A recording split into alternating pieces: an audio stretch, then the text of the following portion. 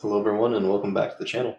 Today we're taking a look at the joint venture Flashpoint offered by the Lyran Commonwealth in Battletech Advanced 3062. Now, this Flashpoint is included in the base game as well. You can see it in career mode there. So it's nothing new, it's nothing that's been modded out too much, although I think the Op4 might have been changed just a little bit.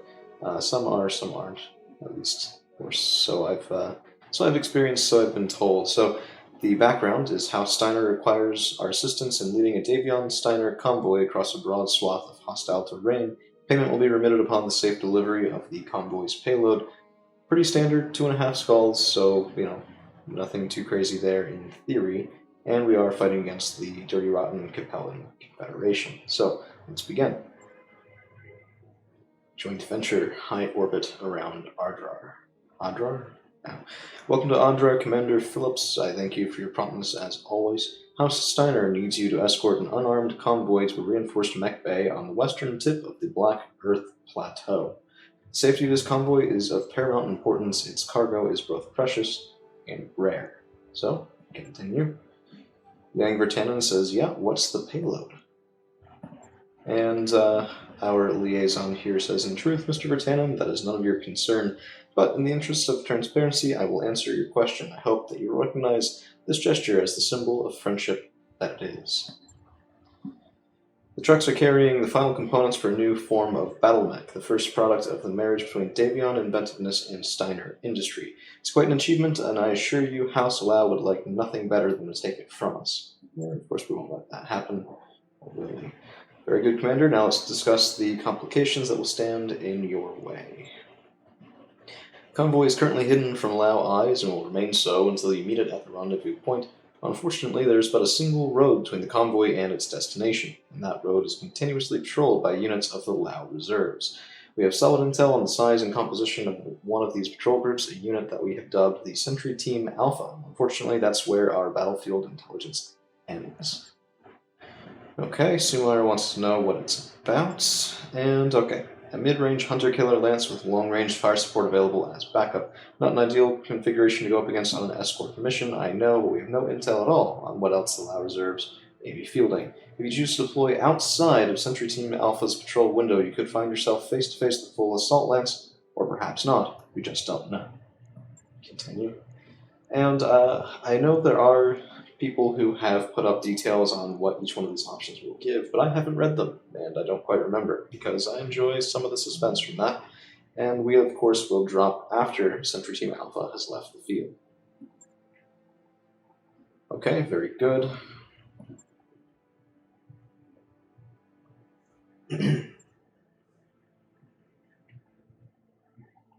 And now that that's all done, we can go ahead and get started. So 2 million Seawheels, max payouts, max salvage 315. I have some rework I want to do in the mech bay to bring on some Clan XL engines. Those are, of course, very, very expensive.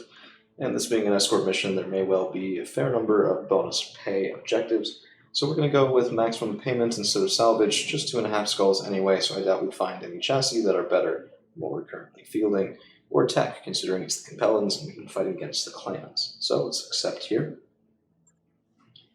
And we'll put together our lance. We can only bring 4 units because this is a flashpoint, so we do have some limitations. I think the Atlas would probably be a good choice. Those Thunderbolts and PPCs have been very, very helpful as of late. And let's see, where is our Atlas pilot? That would be... is it El Duce? Yes, that's El Duce. I don't really want to bring the Marauder. I don't want to bring the King Crab. Highlander isn't ready yet. We could bring the Summoner. The Ultra AC5s are pretty reliable, but I don't have the best accuracy on that thing ever. You know what? Let's do the Marauder. Let's do the Hellbringer. I think that'll be a good decision. Get those ATM-12s online, as well as, of course, standard pair VR medium lasers, which of course means that we'll be bringing Trash Can and the Marauder, and our Hellbringer pilots is, let's see, wait, hold on.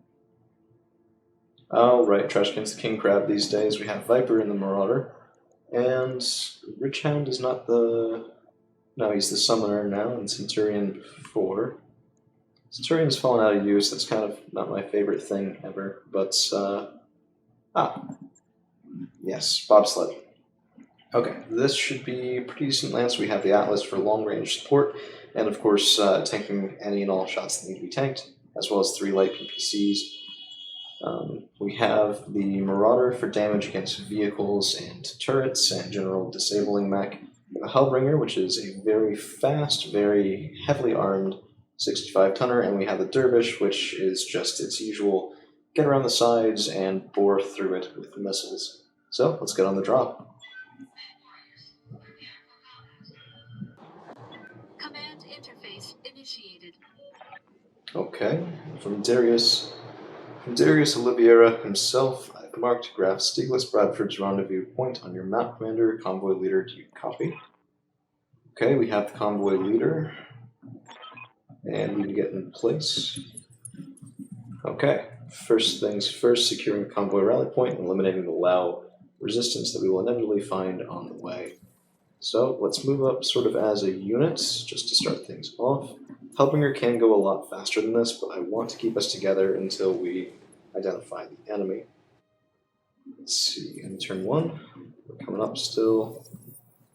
In case some of you guys are not familiar with it, most if not all of the mods that do larger drops are still limited to 4 for Flashpoints. It does preserve some of the original difficulty, but I think it's also something tricky about the code.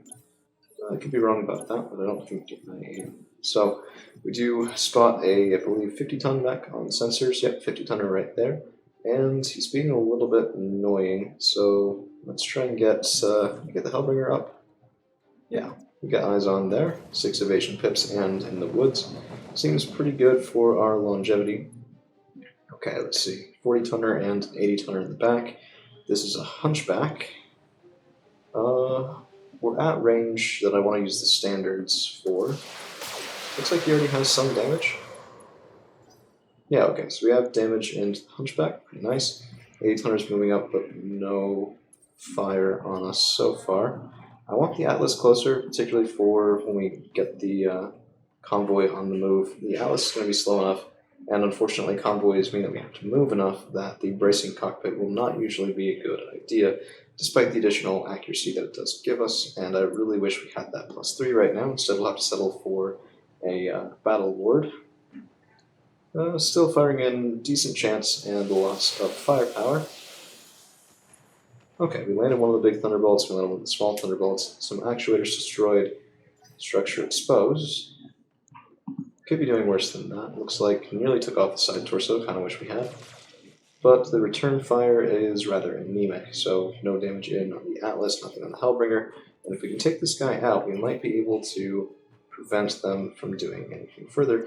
For those of you who are particularly eagle-eyed, we do also have battle armors that we can drop in with the Dervish, but I'm going to wait for those until we need them, because once they're on the field, they are incredibly slow and could very well get left behind. So let's do Battle Lord here as well. And here's just an interesting tidbit. We do have less accuracy with the clan SRMs than we do with the regulars. This is a function of their range. So if we look, long range +4, and these, oh, no, both long range +4. And accuracy -2. That's just arm locations. My bad. It turns out we're not. So there is a sweet spot where you'll be either long or extreme range between clan and non-clan variants, but, well, this isn't it.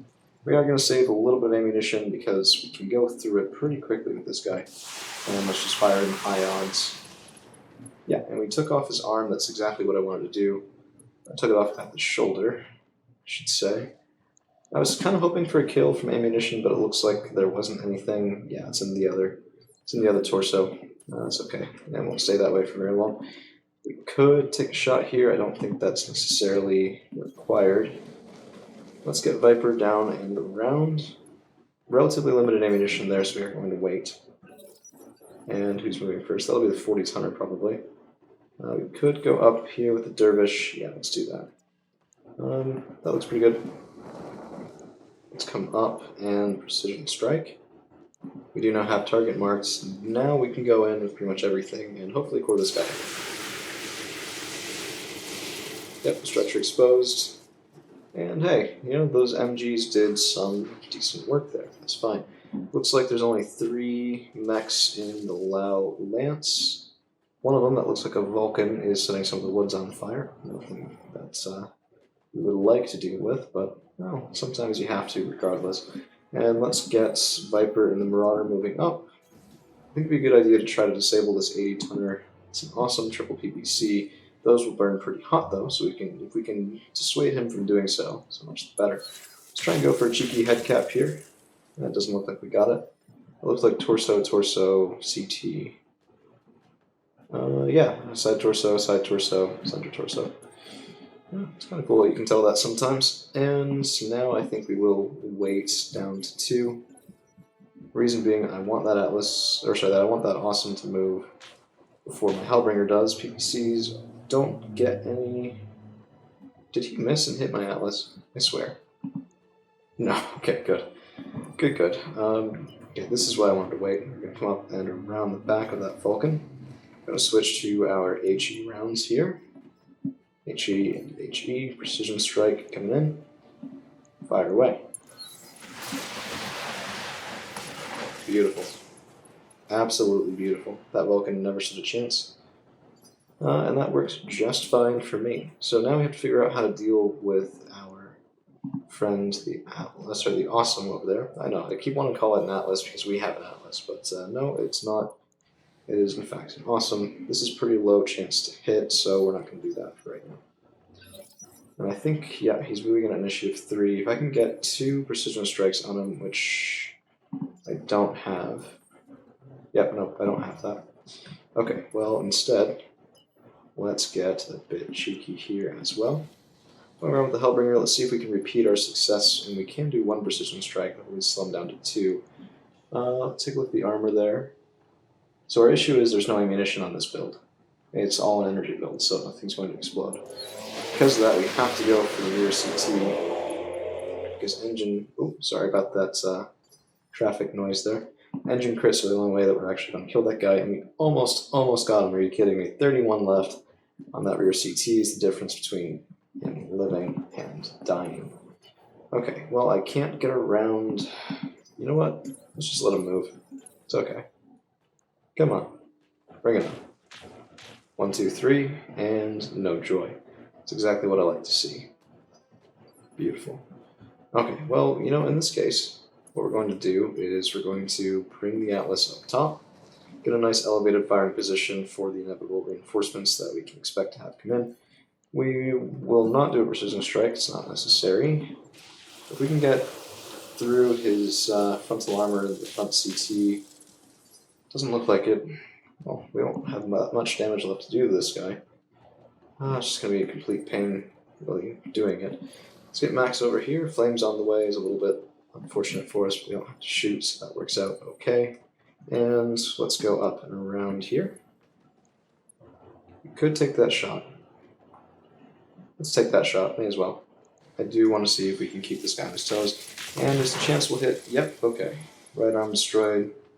I believe right torso. Hi, pilot eject. That's a kill. If we'd taken the salvage, we could have gotten some parts for an Awesome. With that, we have eliminated the Lao opposition, and here's our convoy leader ready to roll out.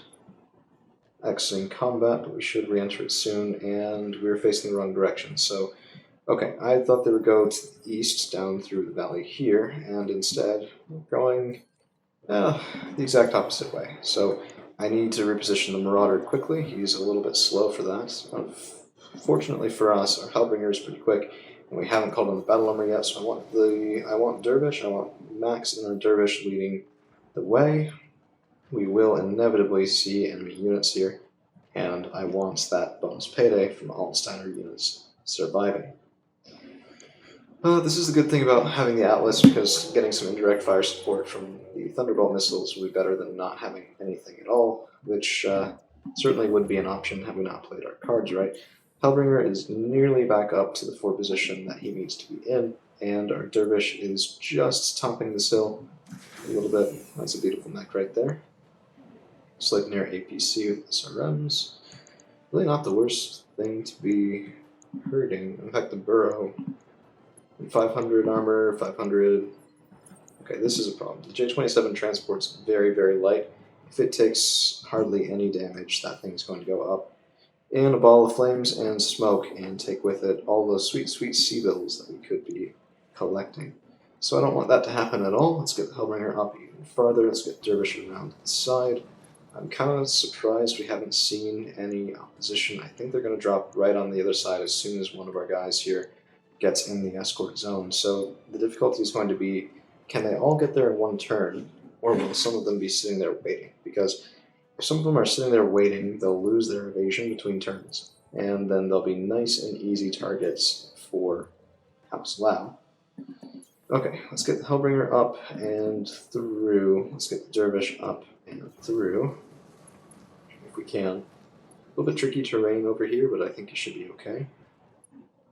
And they're not quite activating the escort zone yet, which means we have one more turn to get into position, which works pretty well for me. I think this is kind of okay. And in case they get stuck like they used to, you can actually target friendly units now, which may or may not be necessary and is, well, definitely or not completely inadvisable. Don't take it from me. But there are enough negatives in that because I tried for quite a few, and I think I succeeded. Or didn't I? Okay, too far. So let's get the Dervish around. We have the Hellbringer up front as well, Marauder on our left flank, and the Atlas to the rear on the right-hand side. Enemy contacts inbound. Can't let them destroy the convoy. Is that two? Nope, okay, that's the Allied Leopard coming in to pick up the convoy. And let's see, there's 4 here, there's an LB-10, LBX AC-10 carrier, so autocannon 10s.